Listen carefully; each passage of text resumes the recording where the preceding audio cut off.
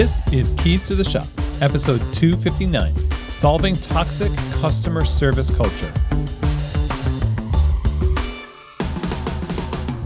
Well, hey everybody, and welcome to another episode of Keys to the Shop, where we give you insights, inspiration, and the tools you need to grow as a coffee service professional. My name is Chris Deferio. I'm your host for the show, and I'm so glad you decided to join today. Really quick, if you have not done so yet, please do subscribe to Keys to the Shop wherever you get your podcasts. And also, if this show has really been helpful for you, I would so appreciate you leaving a 5-star rating or review over at iTunes, and also sharing these episodes with friends that you think would really benefit from the content. Now, on top of this podcast, Keys to the Shop also offers consulting and coaching for you and your business.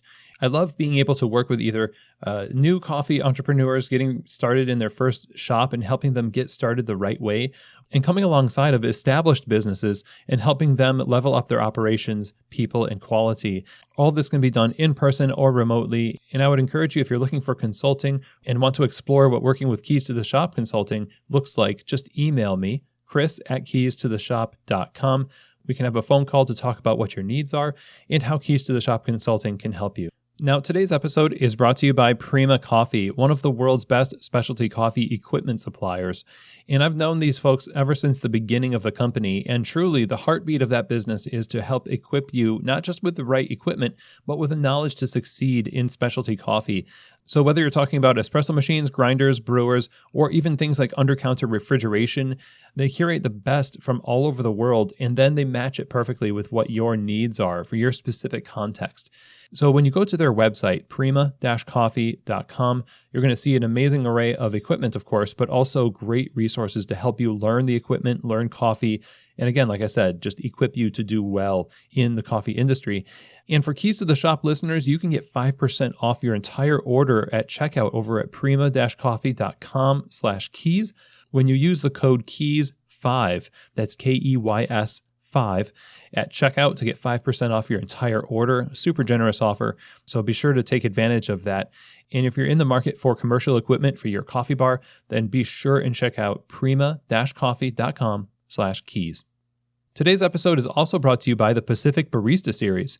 This is the professional barista's preferred brand of plant-based performance beverages, specifically because they were created for professional baristas and with a ton of feedback from some of the world's best. So no matter what you choose from their extensive line of offerings in the Barista Series, you're going to know that it's been tested by the best and that it can stand up to the heat from steaming, produce amazing texture for latte art, and keeps the balance of the beverage focused on coffee. The Pacific Barista Series is an amazing choice to add to your menu. Customers are choosing plant-based beverages more and more. It's not slowing down, and you want to offer them the best. To find out more information and get this in your store, you definitely need to check out their website, pacificfoodservice.com. And again, if you're looking for the best plant-based beverages, then you need look no further than the Barista Series from Pacific. Okay, everyone. Well, today I wanted to talk about solving the problem of toxic customer service culture. Now, in the past on this show, I have been an advocate and still am an advocate for great customer service and making sure that we are loving the customer and making sure that we're serving them well. This is something, it's what we do. It's hospitality. We are setting up our businesses to receive people in a welcoming way, in a kind way. And everything we do is because we want the customer to love what we do, and we want to love the customer well. And there's some past episodes we've done on this, so I'll link to those in the show notes. But, one of the things we haven't really talked too deep about is when customer service culture it becomes toxic, or when it becomes detrimental to the actual culture of the coffee shop. And this was sparked in my mind by an article that came out recently. It was the 29th of December. It was a Food and Wine article called "The Customer is Not Always Right." And in it, it talks about entitlement. It talks about especially how entitlement is becoming worse in the midst of COVID as people strive to return to some sense of normalcy. That entitlement that we all know in the coffee space and in the restaurant space or whatever, in the hospitality space, entitlement is a huge problem, and customers often step over the line, or at least what the server or barista considers the line, and then are in some way almost rewarded for it, or we adjust the way that we do business in order to accommodate those steps over the line, which only encourages more of it. And so this article did a great job talking about this issue, and it made me think that we need to talk about this a little bit more ourselves. So one of the first things that we need to get out of the way is that, yes, we are a customer service-based operation. We are set up for the purpose of giving customers an experience. You don't start a coffee shop to provide a space for people who love coffee to make coffee for nobody. This is not what we do. We are customer facing. We are customer based. And so it's not wrong to have a customer first mentality. But what we do with that mentality often is we sink so much time and energy into making sure the customer is always first and in tacitly agreeing in some ways that the customer is always right because we're kind of fearful of their wrath, especially in this day and age. We can't really afford bad reviews. We are very sensitive to this type of thing. And so we, out of a sense of just service and fear, we dedicate every part of our brain power and resource to the customer. But what ends up happening is we dismiss the needs of our staff. And that is felt specifically by the staff because they're the ones who have to deal with the customers. And that sounds kind of bad to say they have to deal with the customers. Sometimes it's a get to. A lot of times it's a have to, because not every customer is amazing and not every interaction is going to be rewarding. And you have to discipline yourself to put on a brave face and serve them well. It's your job to do it as a barista. So they're on the front lines taking the orders and interacting with the kind of attitudes that customers bring in. So what happens now is that we are so focused on the customer being pleased that we set up the baristas to take the blame for any problem that comes up on the bar. Problems that might not be within the employee's ability to have mitigated. As we've said on the show before, so often it comes down to management or leadership dropping the ball and putting people in a position where they have to disappoint the customer. And because they weren't set up for success to begin with, they're scared to disappoint the customer because that disappointment is firmly connected to them, not to the manager, not to the boss, but to them. And they know, because they haven't really received a whole lot of attention in terms of their needs, that everybody is focused on the customer. And so who is going to be believed first? The customer is going to be believed first, right? So now what we have is, because you had that fear of displeasing the customer and have provided this overly accommodating culture, the baristas now are scared to disappoint the customers because they don't know what the line is, because you haven't really invested very much time into considering what the needs of the staff are. Rather, you've been thinking more about what the customer thinks and accommodating them just so you don't get a bad Yelp review. We set up so much of our operation in detail around hospitality. We have standard operating procedures.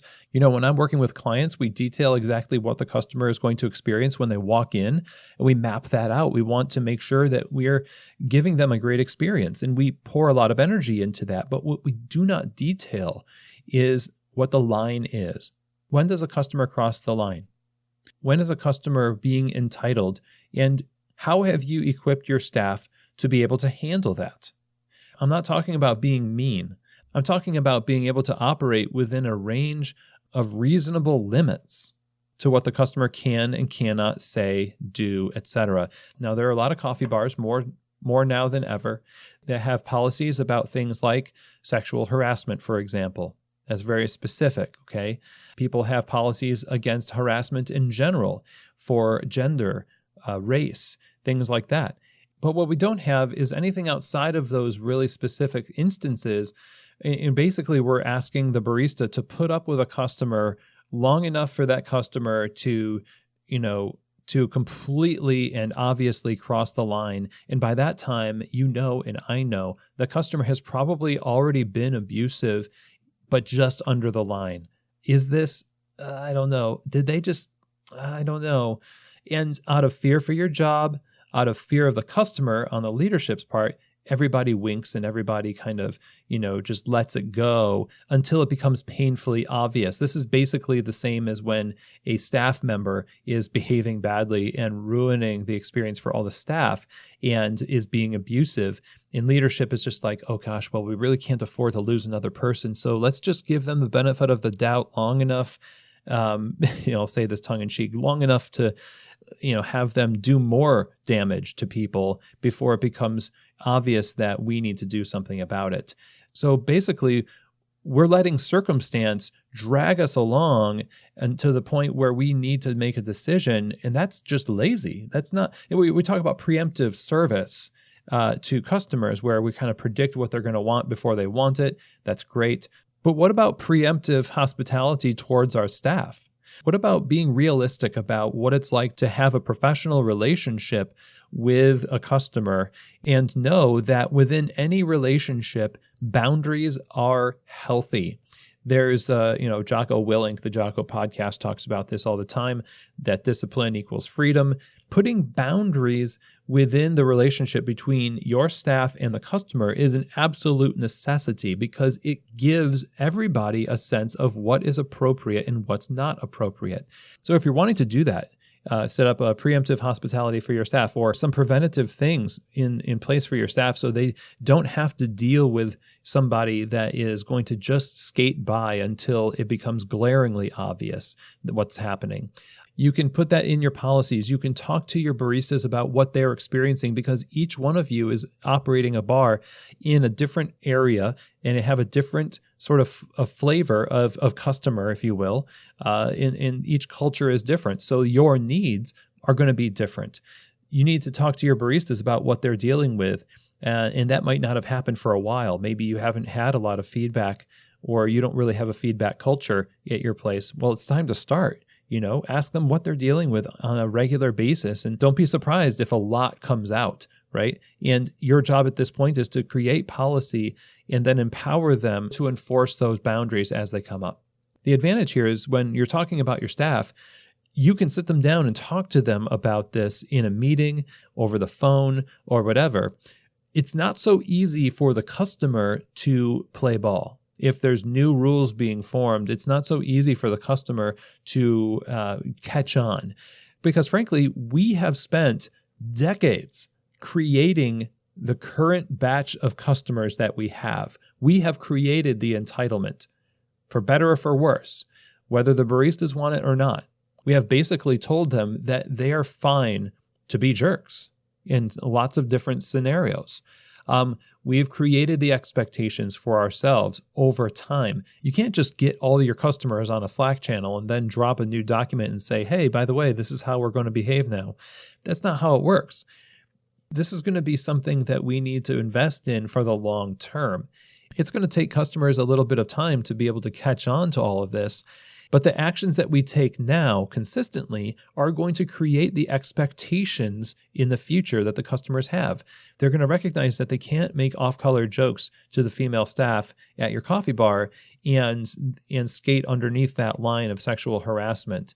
They're going to recognize that they can't just chronically return items and abuse the good graces of the system before they're asked to just go somewhere else. There's lots of ways that customers try to push the envelope, and you have to stand up for the humanity of your staff and of yourself, because you can't sustain your business, especially in this new economy, by bending over backwards for people who are either directly abusing you or abusing the system. There has to be limits. So back to what we said in the beginning of this episode. We are all about customer service. We don't want to overcorrect to the side of being antagonistic or anti-customer, because that is a culture too. That's a culture that has built itself from the neglect of management taking care of their people, and the people have to take care of themselves. And it's no surprise that there's these antagonistic attitudes towards customers. But here's the thing. There's a balance to be struck here. We can instill in our businesses a culture of striving to delight the customer. Absolutely. We can, in a healthy way, surprise them with great service and do things and instill that in our staff that we want to be creative in looking for ways to have them have a great experience, right? But also we have to instill in our culture limits. We have to install in a culture that has the back of our employees. When the customers behave badly or they push the envelope, we need to detail when is enough enough. And the difference between an employee being able to politely but firmly state that there is a limit versus doing so rudely and or in an exacerbated way is the difference between whether or not leadership has actually invested into caring for its staff well. Now, years and years ago in the early 2000s, I was working in my first real coffee job, and there was a guy who kept on asking to use the phone. And he would just come up and say, "Hey, can I use your phone?" And we would say, "Okay." And he'd make personal calls on the phone. And all of us felt like we needed to let him do that. He was and this guy was kind of quirky, charismatic, but you kind of got the sense that he was a loose cannon a little bit. But we would say yes to him. And I think partially because we were afraid that he would go off the handle or something. And also as baristas, it's like our job is to say, yes, we're going to do this, right? He kept on doing this, asking for the phone thing. And I'm a young barista and I'm a pretty hard-headed guy. I grew up in a family that liked to argue. And so I'm just going to blame my Italian-Irish heritage and my past or whatever on this. But I got fed up with it. And I said to him, "Hey man, why don't you just get a cell phone?" Oh man, that was the wrong thing to say. And maybe it was the wrong thing to say really, but for him specifically, it was the wrong thing to say because he went on a very loud tirade about how I was trying to be the man, quote unquote, the man. And I don't even remember what he said, but he was livid that I would suggest that he buy a cell phone or get a cell phone. But he was just very bothersome to all of us on the bar there. And so what happened after that was I was like, oh man, what did I just do? This is my first real coffee job. I don't want to screw it up. So I talked to my manager about it. I wanted to get to her before he got to her because I was like, oh, he's probably going to call somebody, right? He's that familiar. And so I said, "Hey, this happened." And she said, "Oh, was it so-and-so?" And I said, "Yeah." And she said, effectively, "F that guy." And I'll tell you something, as unprofessional as all of this sounds, where it's just like, I tell a guy to get a cell phone because I'm frustrated. My manager says, "F this guy." I never felt more cared for as a barista than in that moment because I knew my manager had my back. She could recognize that this guy was a problem. She didn't even really address that I may have been able to go about it a different way because I already knew that. I knew it and I brought it to her. And so she, I think, for better or for worse, handled it perfectly in a sense, by saying "F this guy." She is saying, "I believe in you and I believe I know exactly what this guy is up to as well." Now, if I could just put that in your mind as a manager and as a leader, if I could just put that in your culture where you are more ready to say that or the more, maybe a more refined version of it to a customer that is being a problem to your staff more likely than not are going to feel the way I felt as a barista because of that fear I had, that just not knowing what the line was. Now I knew that management was behind me. There's not a lot of staff that can actually say that. And I will tell you this, if you think that your staff can say that about you, there is a higher than average chance that you're wrong. As leaders, we like to think that we know that our staff think they can count on us, but unless you're in conversation with them and you have demonstrable evidence that proves that, then you actually don't know. Remember that management and leadership are guilty until proven innocent in the mind of the staff, and for good reason. Again, over decades, we've been creating this monster of entitlement with our customers. So if we want to solve this problem, what we need to do is own up to our part that we've played in facilitating and reinforcing this kind of entitlement. And by not addressing it at all until it becomes a huge problem, that's you facilitating this toxic customer service culture. We have to be about preemptively caring for our staff through creating boundaries in the relationship between our staff and the customer. Boundaries that we can celebrate. So we don't have to be like I was as a barista. Maybe they could have done a better job communicating with us what we did and didn't have to put up with, right? But I, out of my frustration, just reacted to this guy. And it could have been different if I knew there was a policy about people using phones for personal calls, or whatever. But first, it takes reforming your mindset by owning the fact that you have either explicitly or tacitly approved of or invested into and reinforced entitled behavior that has been a drain on your staff and is one of the reasons probably why your staff aren't as exuberant as you are about the coffee or the business or service and things like that, because they're fearful for their jobs. You don't have a lot of feedback culture in your place. So own your part to play. The next step is to get their feedback, to actually start talking to them about what the most common problems are with customers. And then after that, you can start to create policies and create boundaries and dedicate yourself to caring for your baristas and having their back as a leader so that they can serve the customers with confidence, so that they walk into the shift knowing that there is this entire organization behind me, not an entire organization just waiting to blame me for something.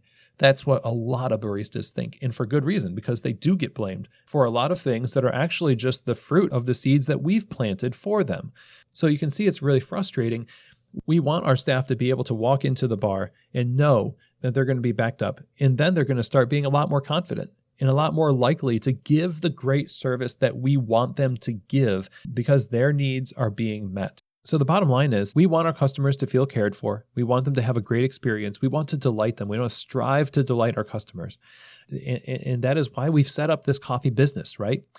In the same sense, as I've said before, your staff are your customers also. We need to wrap our mind around the fact that part of what enables the first thing is how we care for the second, how we strive to delight our staff, how we strive to have their back, how we want to get feedback and communicate with them, so that we can remove this toxic customer service culture that we've built. And I think largely unintentionally because we've been operating on a fear-based mentality.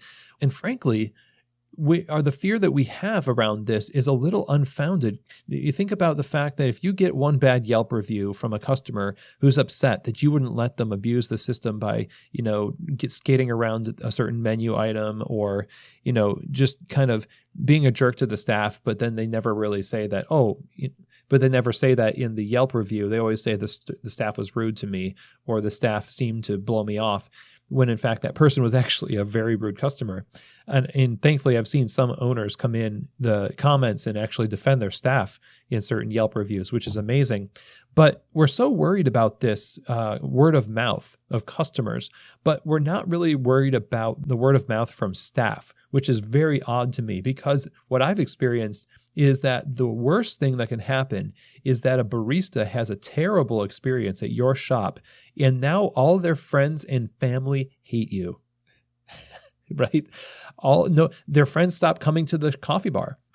It's not that they're just giving you a bad Yelp review. They know exactly how the sausage is made. They know the behind the scenes. It's not just some random Yelp review by somebody who really doesn't know you that well. It's a vote against you from somebody who knows very well what goes on behind the scenes. And now the people that love that person will not come into your coffee bar. They will not buy from you online. They won't recommend you to other people. And in worst cases, I've seen people will actually campaign against you. So if you're going to be fearful of something, be fearful of a negative word of mouth that staff spread from toxic environments that spring up and are not dealt with within the walls of your shop. But you don't have to deal with that. That's the beauty of this. If we're dedicated to caring for our staff well, communicating with them, and having their back as leaders, and creating good boundaries for the professional relationship that we have with our customers, a lot of these things can be avoided. And that is one of the things that I started this podcast to do, was to help you see that there are certain things that you don't have to go through. I hope that this is reaching the ears of some of you who are not experiencing this right now, and that if this is not you, you don't see this as, oh, well, that's for the other person. No, this is for you to start doing now so it doesn't become you later. You don't have to go back to this episode and say, well, I wish that I would have listened to that episode before I had all of these problems. This is stuff that whether you're going through it now or you're not going through it at all, you need to put into place. These boundaries are critical. We cannot move forward as an industry enabling entitled behaviors from customers and throwing our staff under the bus in the process based out of our own fear. It's time to solve the toxic customer service culture and replace it with a thriving culture that is caring for both the staff and the customer. So I hope that this episode was helpful for you. If you have any questions, comments, or feedback about this episode or any other episode of Keys to the Shop, please do contact me. My email is chris@keystotheshop.com. That's also the email that you can use to inquire about Keys to the Shop consulting. Again, that is chris@keystotheshop.com. And with that, that is the end of our episode today. Thank you so much for joining me. And as always, I hope that this episode has truly given you keys to the shop.